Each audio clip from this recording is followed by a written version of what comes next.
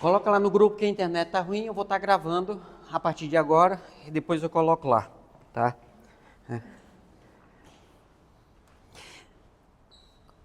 Disciplina, pessoal, não é uma conduta. Disciplina é uma virtude. Então existem condutas que expressam a virtude disciplina. Ser obediente perante as regras, ser pontual perante horários. Isso são condutas que expressam a virtude disciplina. Quando o Emmanuel diz assim para o Emmanuel, regra 1, disciplina, regra 2, disciplina, regra 3, disciplina, ele não estava para dizer assim, você não pode faltar a reunião mediúnica. Ele está falando da virtude. Certo? Paciência, perseverança e devotamento são virtudes.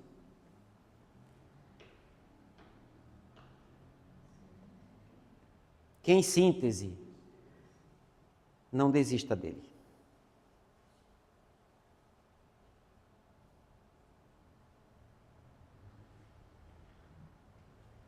Não desista dele.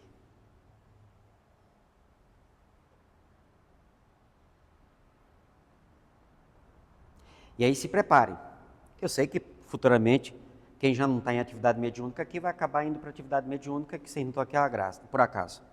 A vida não colocou vocês aqui por isso. Né? Então, mas se preparem. Aqueles que forem dialogadores, que acabam conduzindo ali o processo, é muito comum, e particularmente como estudioso eu considero que o grupo está avançando quando isso acontece, surgirão espíritos que vão levar você ao limite. E você várias vezes vai dizer assim, Senhor, eu não sei o que fazer.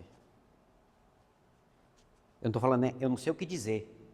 Porque não saber o que dizer, isso vai ser muito normal. Por isso a intuição com os espíritos que coordenam a atividade. Né? Mas eu não sei o que fazer. O cara em relação a você, ele é mais em tudo. Ele é mais inteligente, ele é mais esperto, ele tem mais capacidade de manipular fluidos, ele tem conhecimentos, ele sabe muitas mais técnicas. E nós temos o nosso limite de conhecimento.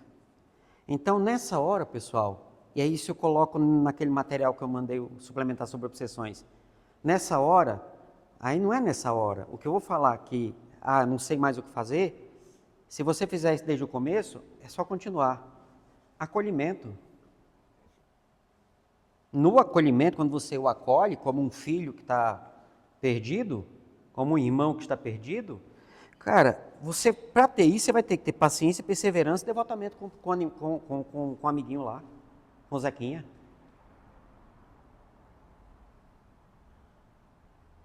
Há pouco tempo, eu conversando com o espírito, olhei para ele assim, através da moça, da médium. Rapaz, eu dei-lhe um esporro, sabe? Porque ele estava se comportando como uma criança. E eu falei com ele igual eu falo com meu filho, quando se comporta como uma criança. Aquele espírito olhou assim, né? Sabe quando você precisa daquele chacoalhão? Quer dizer, eu falo sempre assim com os espíritos. Não, mas naquele caso, precisava disso. Era um menino fazendo molecagem dentro da casa do... Não, e o pior é que ele vai reencarnar lá como filho.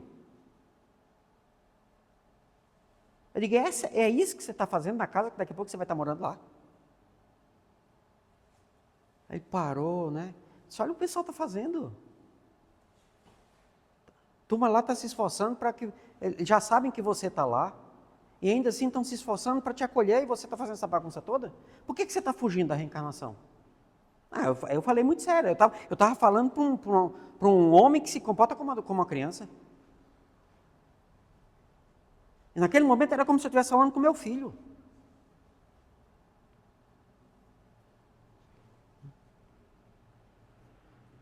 Rapaz, depois dessa conversa, o pessoal disse que acabou as bagunças que tinha lá. Não, vocês acreditam que o espírito, ele conseguiu? Tinha na cozinha, um fogão, tal, né? Muita coisa de vidro, e em cima não tem, é um armário, né? Rapaz, aquele armário despencou, que quebrou tudo. E não tinha causa física para aquilo. Aí eu digo, eu não acredito que foi o filho da mãe que fez isso. Aí quando foi na reunião mediúnica da semana seguinte, ele veio. Aí nós tivemos essa conversa de pai para filho. Eu estou lidando com uma pessoa. Vai dizer que eu perdi a paciência com ele? Não. Porque se você tem essa conversa com seu filho só quando chegou no limite, que você perdeu a paciência, perdeu o time, viu? Quem é pai aqui sabe o que eu estou falando. Pai e mãe sabe o que eu estou falando. Perdeu o time. Depois que perde o timer, demore voltar ao timer. Diga, chefe. Microfone lá, microfone bem. Aqui eu escuto bem. Não, eu só queria falar porque nessa história do espírito aí, tem que mostrar para ele que lá é que ele está preparando para ele voltar. Foi eu que eu falei para ele, foi uma conversa assim meio longa, né? Foi uns 30 minutos ali de diálogo. Eu falei assim, cara, olha o prejuízo que tu está dando, cara. No lugar que você vai morar. Não, o obsessor às vezes ele é meio, né? E ele já sabia que ia reencarnar lá, já sabe disso. Ele sabe que vai reencarnar, quem vai cuidar dele já sabe que também vai reencarnar. Estão tentando descobrir como é que vão fazer, mas que vai. Né? Percebem? Mas esse ponto aqui, se vocês olharem lá no texto, é que requer realmente, você não... Tem gente que acha, eu já vi médium e do dialogador reclamando na reunião, assim, poxa, ficou 1 hora conversando com o espírito e não resolveu.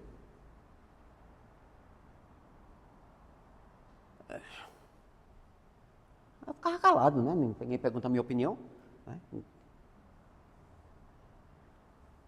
Mas quem diz que a gente resolve alguma coisa? A gente conversa com o peão para tentar convencer ele. No fim das contas, é ele que vai fazer ou não fazer. Conversar, a gente conversa, né, Pedro?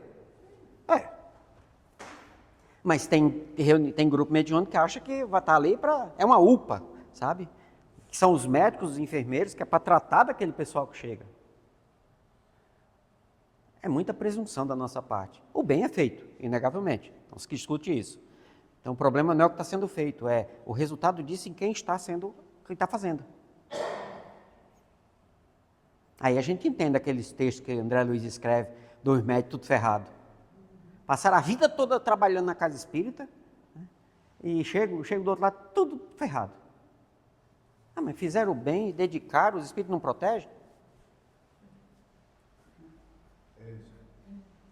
Lá no meu grupo, pelo menos, eu coloco assim, quando vai ser falado com o espírito, não é para tentar convencer, dê pontos para ele, quando ele sair daqui, ele fica pensando. Coisas que ele tenha que pensar para que ele volte diferente. No texto aqui que a gente leu, Kardec diz assim, tentar convencer o espírito, inclusive ele fala em converter, é convencimento filosófico. É outro. Vamos lembrar que o livro dos Espíritos e a base da doutrina é filosófica. Quer dizer, a forma de raciocínio da doutrina espírita é a forma filosófica, conforme era feito lá na metade do século XIX. A forma filosófica de pensar é com base na lógica filosófica que tem como fundamentos indução ou dedução.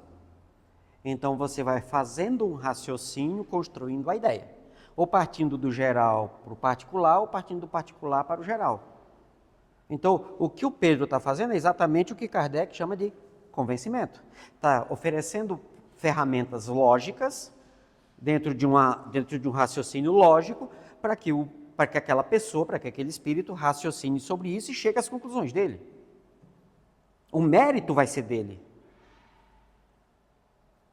Mas é nesse ponto, sempre lembrar, eu preciso ter paciência, perseverança e devotamento. É não desistir dele. É não desistir dele.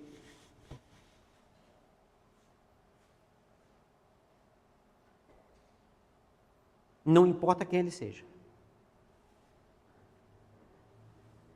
Esse é o primeiro ponto aqui da observação. Alguma pergunta? Algum comentário para a gente ir para a segunda?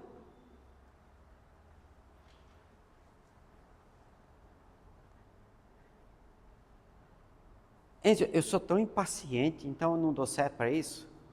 Mas peraí, a paciência é virtude, ok. Você está falando você é impaciente, então você não tem a virtude da paciência? Ou você é intolerante para...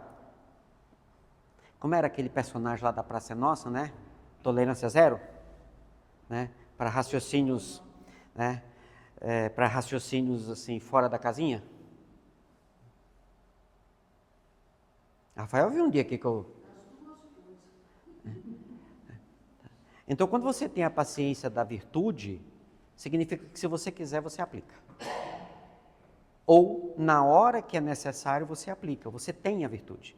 Você pode não aplicar, diante de certas situações. Como a vida repete muitas situações para ver se a gente aprende, aí parece que você não tem paciência, porque a vida faz o serviço dela. Vai botar pessoas que vão te tirar do sério. O tempo todo.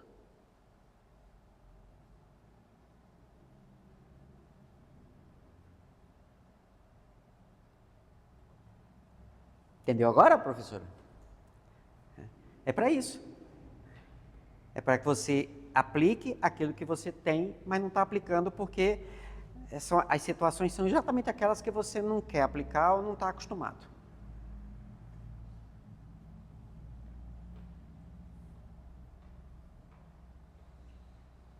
Você consegue fazer com o doguinho que você tem em casa?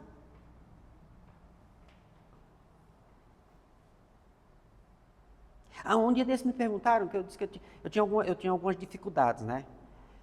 Aí me perguntaram assim, eu falando de algumas dificuldades, aí a pessoa trouxe outra para a gente. Disse assim, você teria, se casasse com uma pessoa e ela ficasse esticada numa cama, você teria problema de cuidar da pessoa, limpar ela e tal? Aí eu, não. Tá, mas é muito fácil falar se você não está na situação, né? Aí agora eu tenho uma doguinha em casa, a Atena. O que é que vocês acham que eu faço todo dia de manhã quando eu levanto? Antes de escovar os dentes. Eu vou lá, olho, tá aquela produção artística. Olha assim, é um artista, né? O que é que eu faço? Eu limpo, deixo tão limpinho, olha assim, ó, bebê, né? Ó, capirota, né? Seu banheirinho tá limpo, né? Eu faço com o maior carinho. Aí essa semana eu estava parando e pensando, poxa, se eu faço com todo carinho, então se de repente, hoje eu moro com meu filho, se acontece alguma coisa, eu vou fazer com todo carinho. Mas eu não sabia disso, se de fato aconteceria. Né? Então, quer dizer, a vida coloca você em situações para que você se avalie. Se aquilo já é natural para você. Se aquilo te incomoda, já sabe que tipo de situações você vai ser colocado nas próximas semanas, dias, semanas, né? Tem gente que são dias, né, Rafael? Né? Meses, anos. É para você se identificar. Como é que você está em relação a isso? Qual é a sua naturalidade ou não em relação a isso? Tá? Hã? Microfone bem, por favor. Quem foi? Eu seguro. No grupo que você participa seu grupo mediúnico, você é o dialogador? Depende. Dificilmente eu falo, só quando precisa. Ah, entendi. Só Por precisa. causa da sua mediunidade, né? Não sei, não sei se atrapalha você exercer essa função. Não. No meu caso, não. Mas você não interfere. é o dialogador do grupo, Não, né? nesse caso não interfere, porque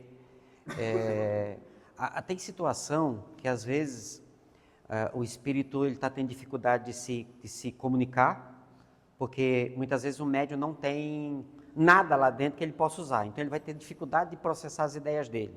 E nessa dificuldade de processar as ideias, o próprio dialogador também vai ter dificuldade, porque o dialogador vai trabalhar com aquilo que está sendo dito. Entendi. Aquilo que está sendo dito.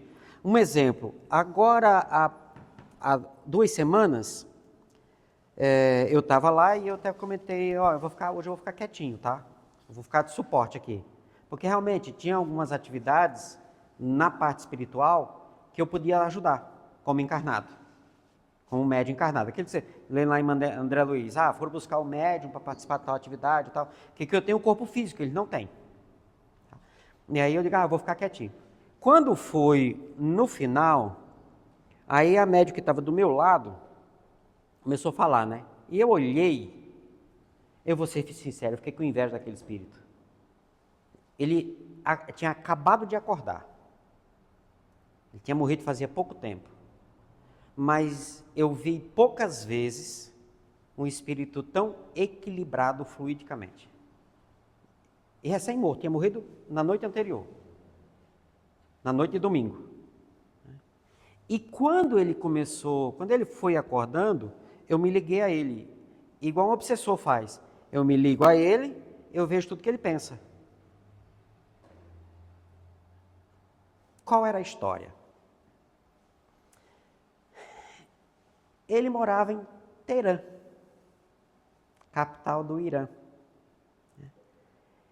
E na noite dos bombardeios mais pesados, ele foi deitar, botou os filhos dele para dormir, foi deitar com a esposa, fez as preces dele, e aí eu comecei a ficar com inveja. Porque poucas vezes eu vi prece tão prece, daquilo que a gente aprende. Ele era um muçulmano que ele viveu a essência do islamismo. A essência. Ele era um homem de bem.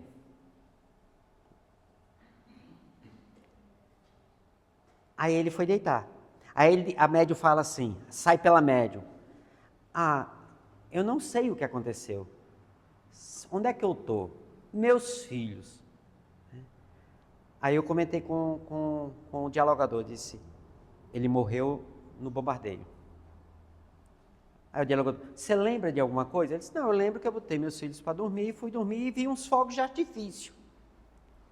Estava tendo fogos de artifício. Peraí, o que tem na cabeça de um médium que vem as imagens de coisas explodindo? O que é que o cérebro do médium vai traduzir isso? Se ele nunca viu um bombardeio, ele traduziu como fogo de artifício. Lembra que o espírito usa o que tem na cabeça do médium. Aí aquela ideia é formada, por isso que é na mesma região neurológica da produção da imaginação. Por isso que o médium no começo ele tem dificuldade de saber se é da cabeça dele ou se não é, porque ele acha que está imaginando as coisas. Mas está imaginando as coisas. A questão é que quem está gerando a imaginação não é você, é o espírito. Aí você precisa ler aquilo para sair. Né? Aí o dialogador estava falando tal, e aí eu pedi para falar. Como eu conheço o Islã em detalhes, eu comecei a falar de muçulmano para muçulmano. E por que ele não fez, então, por você? Então quem falaria com ele? Quem falaria com ele? Entende? Então foi para a médium, aí eu pude conversar com ele de modo que ele entendesse. Sabe que nós espíritas, quando vamos conversar com um católico, a gente não fala como se fosse católico? Para que ele entenda? Como eu tenho conhecimento do islamismo, bem profundo, eu conversei de muçulmano para muçulmano com ele. E eu fiquei com inveja. Porque eu, como espírita, eu ainda não consigo viver o espiritismo da forma como aquele homem viveu o islamismo. O Islã, na sua essência. E é por isso que ele foi o primeiro a ser acordado. Porque o prédio onde estava ele, morava toda a família. E o prédio foi todo destruído e toda a família morreu. Então ele foi acordado para ele ser o espírito a estar junto de todos os outros quando acordassem, porque no meio da família dele tinha espíritos com muito ódio. Aí eu fiquei pensando, eu não tenho condição de chegar para um familiar meu com muito ódio e conversar e acalmar ele. Aquele espírito tem. Eu até comentei, cara, eu fiquei com inveja do espírito. Mas um dia eu chego lá. E aí conversei com ele, com o conhecimento do Islã, citando o Alcorão, citando as passagens, falando dos espíritos, usando a terminologia que é conhecida do Islã, os bons espíritos, os maus espíritos. Então tem um entendimento diferente, sabe? E aí usando toda a terminologia do Corão para ele. E naquele momento eu falei. Mas geralmente, ou então quando vem espíritos assim bem mais pesados, aí geralmente eu dou comunicação, porque o efeito fisiológico de quando o espírito desse se liga a gente, a repercussão fisiológica pode ser prejudicial. Né? Pode ser prejudicial. Aí como o baixinho já foi treinado para isso, então acontece. Mas, geralmente eu evito falar, só quando precisa. Então geralmente eu fico como médium mesmo.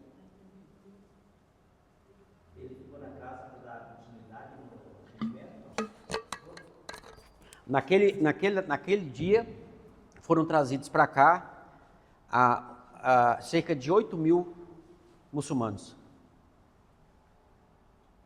Todos vinculados à guerra. E mais um monte de judeu também que tinham morrido naqueles bombardeios. Foram trazidos para cá para sair um pouco de lá, porque o Brasil, querendo ou não, tem uma psicosfera diferente.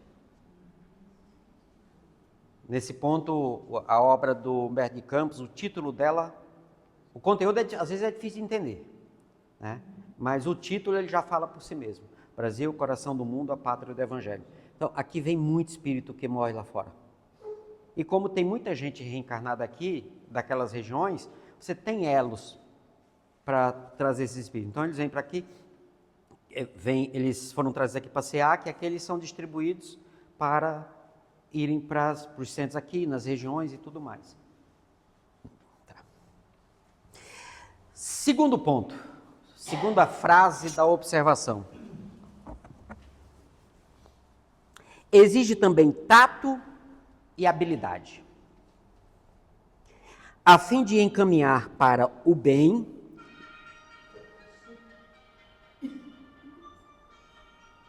hora de tomar o remédio. Vai dar o remédio para a mãe. Bota no ao vivo aí, ela acompanha ao vivo, então. Exige também tato e habilidade. Para quê? Para que tem que ter tato e habilidade? A fim de encaminhar para o bem espíritos muitas vezes perversos, endurecidos e astuciosos, pois há os rebeldes em grau extremo. Primeiro ele diz assim, você tem que ter paciência, perseverança e devotamento. Aí depois ele diz assim, porque tem uns peão do capeta, viu?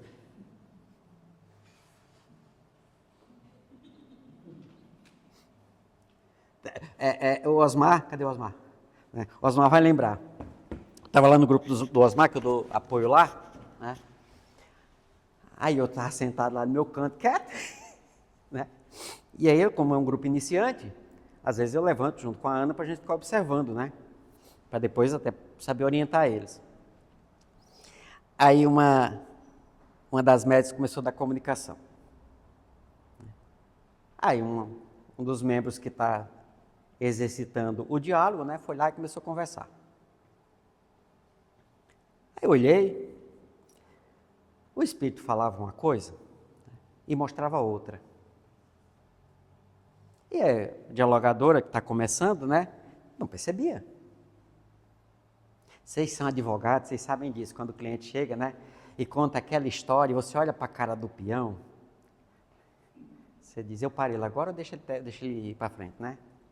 Aí você, muito delicadamente, depois que ele conta a mentirada, toda a história que ele inventou, diz assim, foi isso mesmo que aconteceu? Será que não teve isso? Não, doutor, até que teve, né? E tal. Você vai aprendendo isso, né? Quem é da área de saúde, o paciente chega lá e, doutor, assim, assim, assim. Aí você olha, sabe como é que o corpo funciona, né? Doutor, sim, tudo bem, mas espera aí, você não comeu mesmo? Porque, olha, por que está dizendo aqui, parece que você comeu. Não, foi só um pouquinho, não faz mal. Você sabe quando o peão está, você vai ganhar, assim, agora não é mágica. Isso você vai aprendendo à medida que você vai lidando, né? Aí eu olhei assim, e como nós temos intimidade para fazer isso, né? Eu olhei assim e fiz. Eu disse, amiga, você vai continuar mentindo até quando? Para de mentir. Não é nada disso. Essa foi a segunda, né? Naquela noite isso aconteceu 2 vezes. Foi 2 vezes, né? Foi 2 vezes, na mesma reunião, foi 2 vezes. Você vê que é pedagógico, um grupo está começando, essa coisa acontecer, né? E aí, eu disse, mas filha, não, porque eu estou lhe vendo, criatura. Estou lhe vendo. E aí você vai aprendendo isso quando o Espírito... Olha, o Espírito é muito bonzinho. O Espírito é muito isso, é muito aquilo. Só, ele está lidando com gente. Quando a história é muito fantástica, É assim? Se com a gente vivo é assim, por que com o morto não é? Se são pessoas. Você está andando com o obsessor, ele conta a história dele, é a versão dele.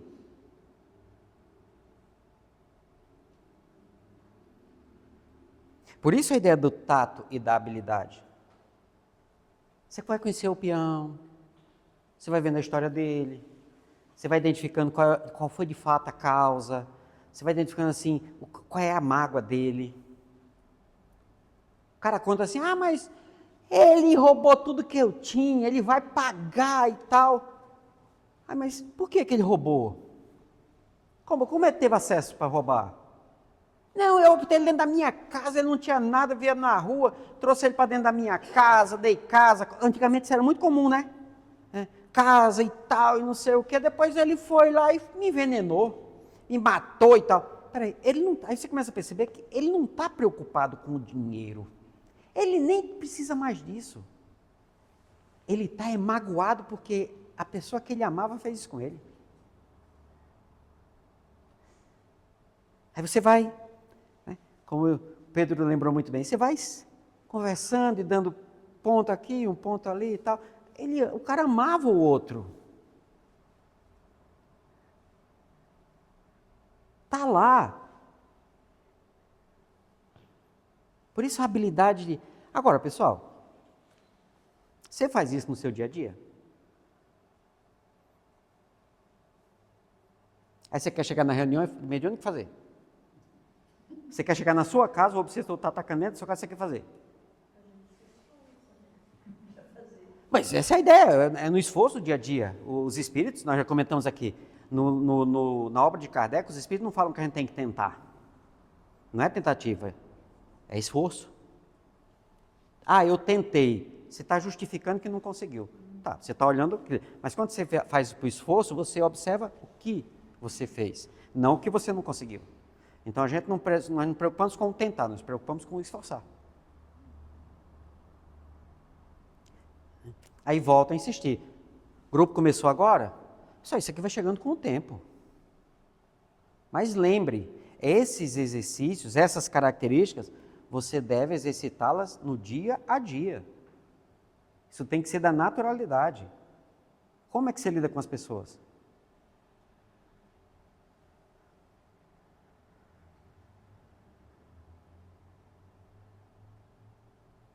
Aí o cara é muito bom na reunião mediúnica, mas fora não consegue aplicar.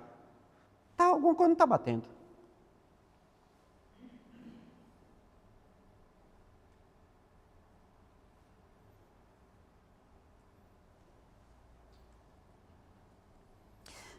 Exige também tato e habilidade a fim de encaminhar para o bem espíritos muitas vezes perversos, endurecidos e astuciosos, pois há os rebeldes em grau extremo. Um rebelde em grau extremo. Aí eu comecei a observar, na medida que eu fui entendendo, isso com o passar do tempo, eu comecei a observar que as pessoas com que você lidava na reunião mediúnica tinham o mesmo tipo de pessoa na sua vida particular.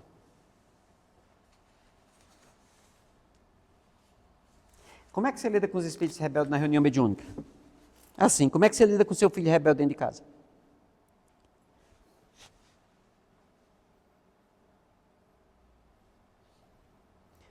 O obsessor está fixado numa ideia. Joana de Anjos, pegando Jung e outros autores, traz a ideia de cristalização mental. Né? André Luiz pega um pouco lá da doutrina espírita e vai falar em formas pensamentos. Hoje, com o conhecimento que se tem, cristalização mental tem uma ideia, é um conceito mais interessante. Então, ele está cristalizado naquele pensamento. Ok. Aí você quer convencer ele a se descristalizar. E no seu dia a dia você tem a ideia fixa que precisa resolver os problemas de todo mundo. E se você não resolver, você não fica bem. Qual a diferença de você para o obsessor? Nenhuma. Não, mas ele está cristalizado numa ideia do mal. Tá, e a sua desde quando isso é bom? Resolver os problemas dos outros? os problemas são dos outros, eu tenho que resolver. Para isso existe o problema para ele resolver. Senão ele não cresce. Se você resolve, ele não vai crescer. Então você está se comportando como um obsessor na vida da pessoa, impedindo que ela cresça. O obsessor não quer que a gente cresça para ficar no mesmo nível dele. Então você é exatamente fazendo a mesma coisa que o obsessor faz, inclusive com a ideia cristalizada. Aí chega alguém e diz assim, olha, você precisa mudar. A pessoa fica com raiva. Como é o nome? Rebelde em grau extremo. Diga, chefe. Microfalso lá para...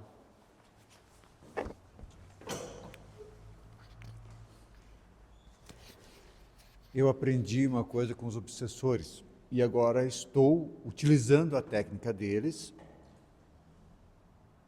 lá em casa. Que bom. Porque nem toda a técnica que eles usam é... A técnica é isenta. Lá é o objetivo deles fazer o mal, né? A técnica é isenta. Vai para lá do bom, né? Então eu chego para o meu filho e falo, isso daí está certo mesmo? É isso? Tá bom. Aí mais tarde eu volto, mas de novo, vai continuar? Mas isso vai ficar bom? Saio, estou tentando. Se esforçando.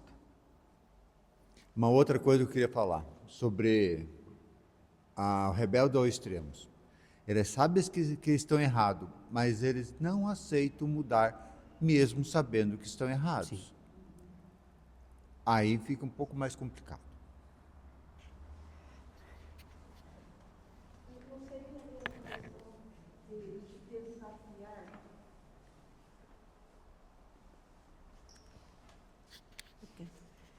Não seria uma questão aí dele te desafiar quando ele fala que eles sabem que eles estão errados, mas ele precisa te desafiar, ele quer ver o que você vai falar também.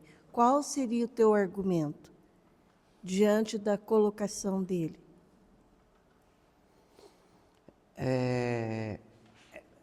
Eu já cheguei à conclusão de que as reuniões mediúnicas, elas existem para nós, certo? Para nós. Como Pedro diz, ele sabe, mas não quer mudar.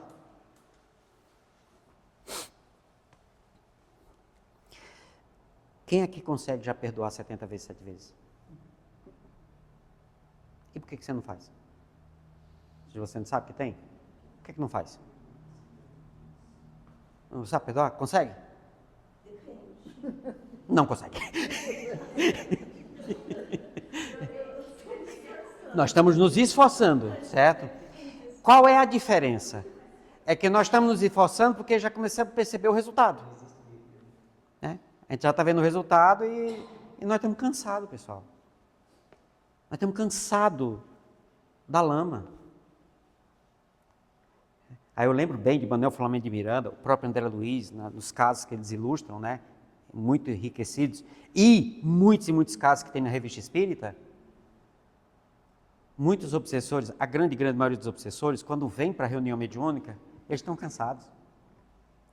Eles querem que você convença eles. Porque onde ele está, eles têm as razões deles. Eles não estão sem razões. Eles têm as motivações, razão não. Eles têm as motivações. Ele quer que você dê uma motivação diferente para ele. Por isso que a ideia do desafio é presente nos obsessores. Ah, Pedro? Eles te desafiam mesmo, mas você faz. Não usa essa palavra, né? Mas no diálogo deles, eles vão tentar convencer de que você está errado. Porque se você de fato está certo, ele vai dizer o quê? Ele não tem o que dizer. Não tem argumento, né? Deixar aqui pertinho, que é mais fácil. Uma das coisas que eu vejo quando ele está muito renitente, eu falo francamente, você não quer ser feliz? Você já buscou felicidade para você? Mas eu sou feliz fazendo... Não, você não é feliz fazendo isso, porque isso te incomoda, porque isso não traz felicidade. Eu bato muito na tecla da felicidade. trago, tento levar ele para tempo em que ele era feliz em alguma parte da vida anterior, para ele ver como muda, porque ele já esqueceu o que é isso. Sim, ele está tão focado naquele, ele está cristalizado. E aí uma coisa que nós já conversamos em outros momentos, é a diferença entre felicidade e prazer. O prazer é temporário, porque o prazer é uma emoção. A felicidade é permanente. Então, ele está tendo prazer. Felicidade, não.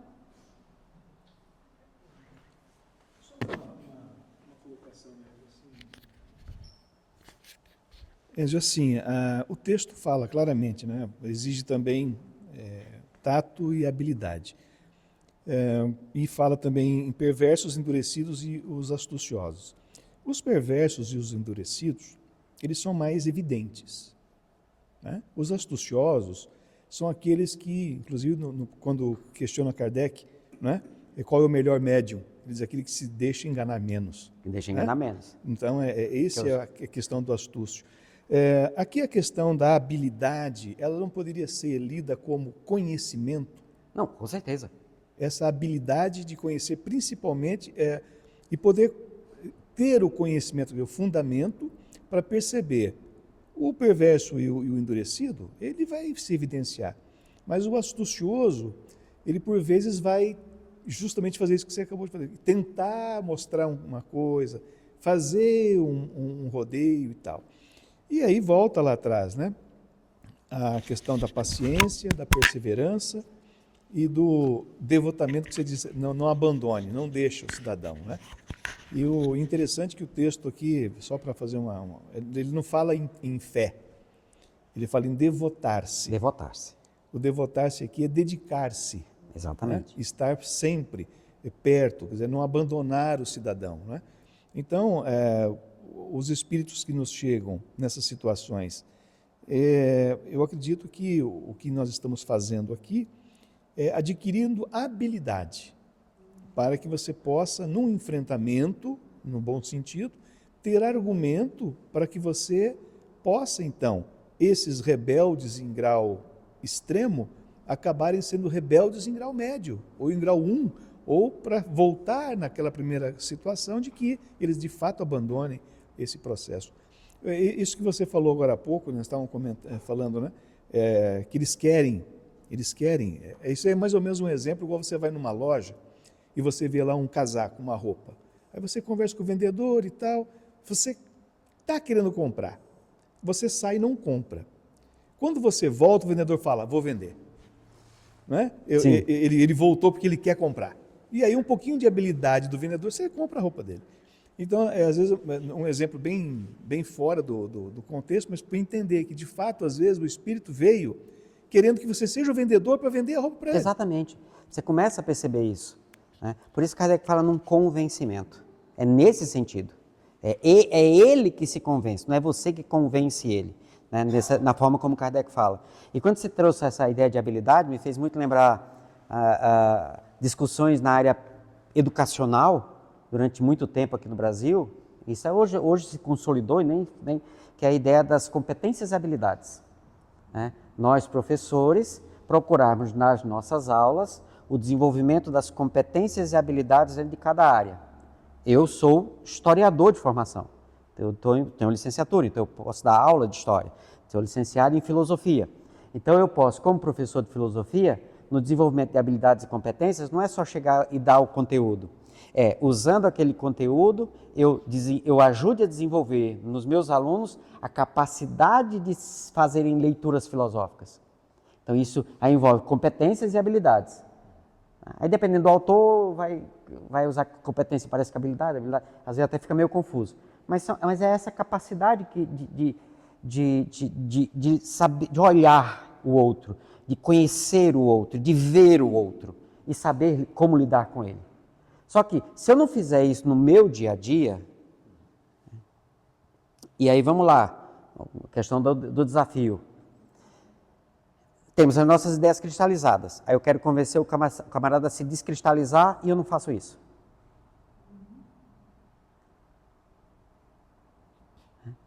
Quando ele, como o Pedro lembrou, você comentou, ele não quer. mudar. E nós?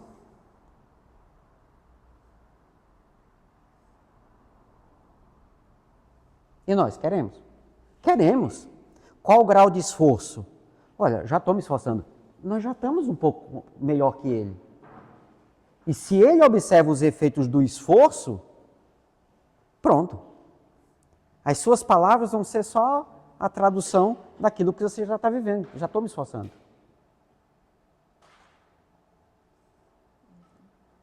E outro detalhe. É fácil? É possível, mas é fácil? Não. Você acha que é isso que ele não quer? Ele não quer essa dificuldade. Por isso, quando você continua no esforço de se transformar, é o que mais vai contribuir para a transformação dele. É isso que a gente viu no texto, força moral. Lembra que lá no prefácio, Kardec fala na força moral que o dialogador tem que ter? Essa é a força moral.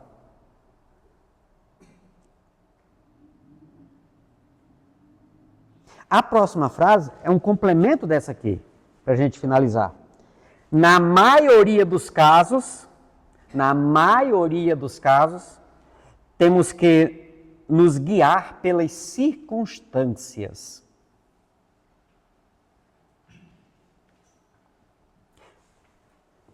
Só um ponto para a gente começar e na próxima semana a gente parte daqui. Só lembrando, pessoal, é muito comum nos grupos de estudo, agora no meio do ano, a gente fazer um recessozinho. Então, nós vamos pegar as 2 últimas semanas de julho como recesso, tá bom? Aí eu não mando material, posso mandar até palestra, mas material não mando, tá? É recesso, é para descansar. Então, 18 e 26 são as 2 últimas sextas-feiras, recesso é férias, tá? Eu mando palestra, mas material de estudo não. Criou-se no nosso meio, falar de nós, uma ideia em função de uma má interpretação, primeiro, dos livros da doutrina espírita, do fundamento kardeciano, e depois pela literatura mediúnica que veio. Quando você parte do princípio de Kardec, você lê os textos que vêm depois, você tem um entendimento. Quando você não entendeu aqui e foi direto para cá, aí você vai criar um outro entendimento. Você vai pegar aquilo como regra.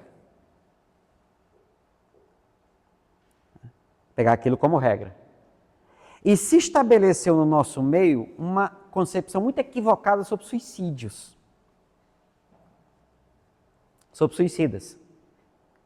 E aí eu conheço muitos grupos que lidam com suicidas, ou mesmo nos nossos grupos, quando vêm os suicidas, porque hoje é um número muito grande, então um grupo que cuida só de suicida acaba não dando conta.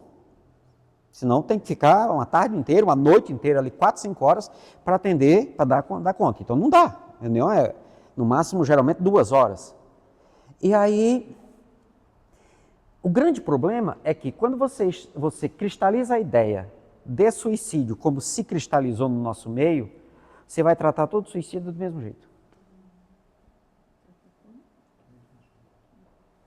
Por exemplo, na questão 944A, Kardec pergunta, o louco que se mata não é suicida? Aí a resposta. Quer dizer, todo suicídio é voluntário? Essa é a pergunta. E o detalhe, na obra de Kardec não tem a concepção de consciente e inconsciente. Isso foi uma concepção que veio depois. Não é que está errada, é outra forma de olhar. Consciente, eu cometo suicídio sabendo que estou cometendo. Inconsciente, eu não sei que estou cometendo suicídio. Essa é uma forma de olhar. Kardec não adota essa forma de olhar. Então não é que está errado, é outra forma de olhar. A forma de Kardec está no Livro dos Espíritos, a partir da questão 943, que trata do suicídio. Suicídio voluntário. O que é voluntário? Ele faz porque quer. Não tem motivação, simplesmente ele quer. Então o cara se mata porque quer se matar. Aí, quando ele vai perguntar, mas todo suicídio é voluntário? 944A. Resposta do Espírito. O louco que se mata não sabe o que faz.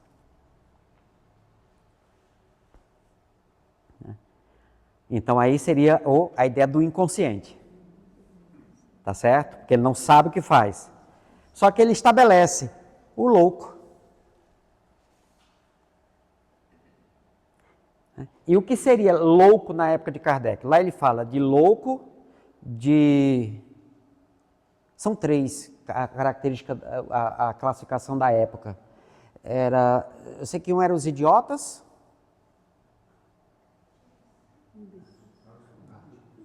Não, isso já veio depois.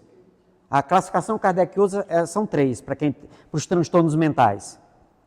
O grau mais simples seriam hoje as pessoas que, muito bem incorporadas na sociedade, têm limitações, seriam os idiotas. Aí tem o outro que é um pouco mais grave.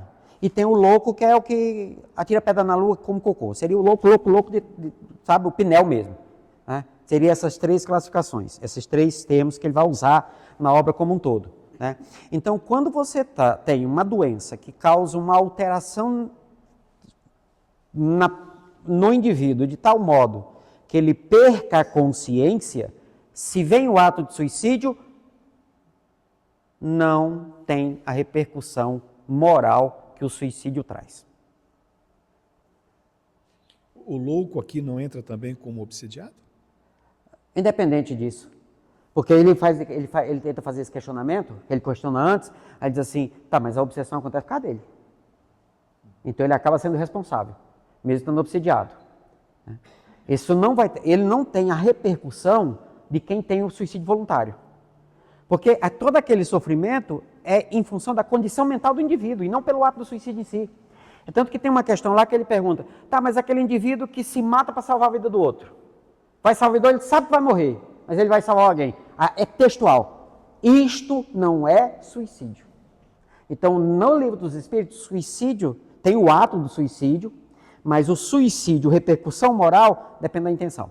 É o lugar no Livro dos Espíritos em que a palavra intenção mais se repete. São nessas questões. E aí, mais à frente, ele traz o terceiro tipo de suicídio, suicídio moral, que é o pior de todos. Qual é o suicídio moral? Moral é comportamento, certo?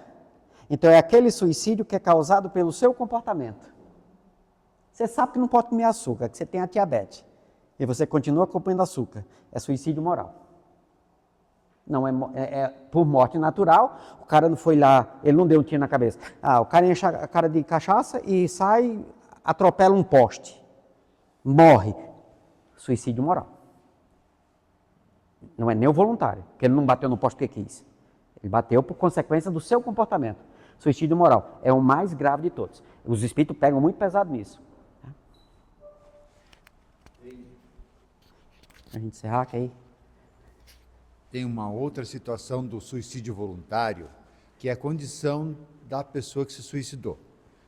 No livro O Céu e o Inferno, fala de uma jovem que ela se matou, mas ela não estava sofrendo depois que ela deu a comunicação. Por quê? E logo depois. Porque o pessoal falava para ela, se eu não estou enganado, faz tempo que eu li, que ela era uma pessoa que fazia muito bem, que quando ela morresse ela viraria uma santa. Aí ela se matou para virar santa. Ela falou, eu não estou sofrendo aqui, mas o ato que eu fiz também não me deixa eu ficar feliz. Exatamente. A intenção não era extinguir a vida por extinguir, fugir da encarnação. O crime do suicida, quando de fato, é fugir da encarnação. Por isso que é considerado o pior crime, né? Como seus efeitos psicológicos. Quando você olha do outro lado... Então, cada suicida é um caso. Então, eu não posso tratar todos como se fosse a mesma coisa. Mas a ideia de conforme as circunstâncias, eu tenho que observar isso. Por isso que o dialogador com o tempo, ele vai aprendendo a conversar com o espírito e puxar dele. Deixar ele falar para que você possa ir montando a sua ideia de quem que você está tratando. Conhecer a pessoa. E não simplesmente chegar e tentar convencer o indivíduo de qualquer jeito, porque o padrão é aquele. Olha, funciona como ele funciona com os outros. Nós somos professores, certo? Quem é professor sabe disso. Você tem que dar o mesmo assunto 3, 4, 5 vezes de forma diferente. Porque os alunos aprendem de jeito diferente. Aí na reunião mediúnica você quer, sabe, você quer quadradinho. Pessoal, desculpa, não vai funcionar. Estamos lidando com pessoas, tá bom? Bom, sexta-feira a gente volta, retomamos essa frase, tá certo? Continuamos. Quem tiver tempo, leia o material, porque ajuda, sabe? É para ajudar mesmo a entender o ponto de Kardec. Tudo bem? Quem gostaria de fazer a nossa prece de agradecimento?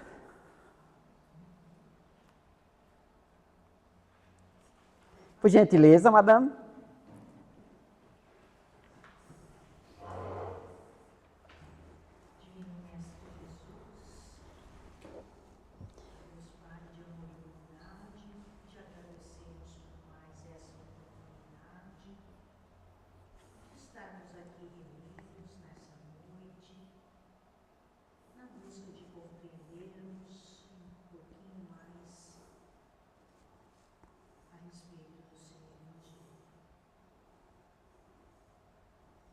E à medida que formos tendo essa compreensão